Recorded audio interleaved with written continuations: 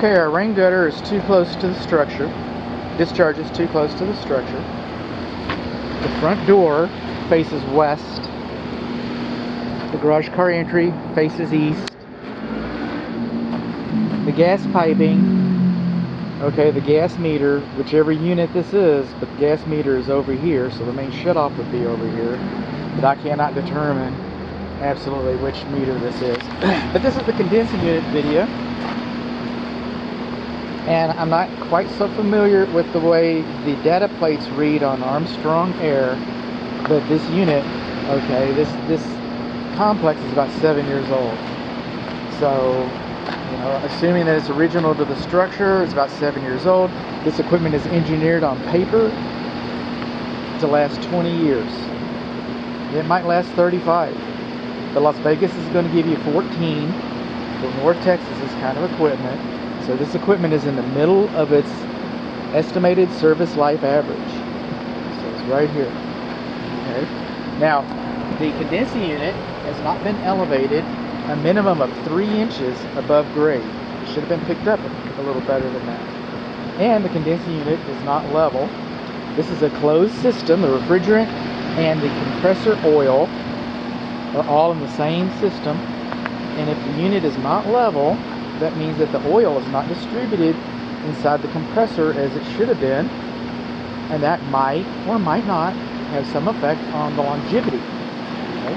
This is our disconnect. It's not technically supposed to be behind the unit, but it's kind of technically not. I guess it's which way you're facing. It should have been sealed on 3 sides. 3 sides to help moisture intrusion from coming into the wall system. Excuse me. Here's the front cover plate right here. Let's see. Now this thing fell out when I opened it. I got it back. So this tells us our model number, and I don't know how to read the size on this. I really don't. Maybe it's 30. So is it 2.5 tons? It might be 2.5 tons. It's about 7 years old. Coming down here, and on the report I will have gone online and figured out this data, and I'll have you a more accurate reporting. Maximum fuse 25 amps, so it is about 2.5. I'm going by the certificate, the circuit and capacity is about 2.5. Okay. Coming on down, what are we looking for? 410A.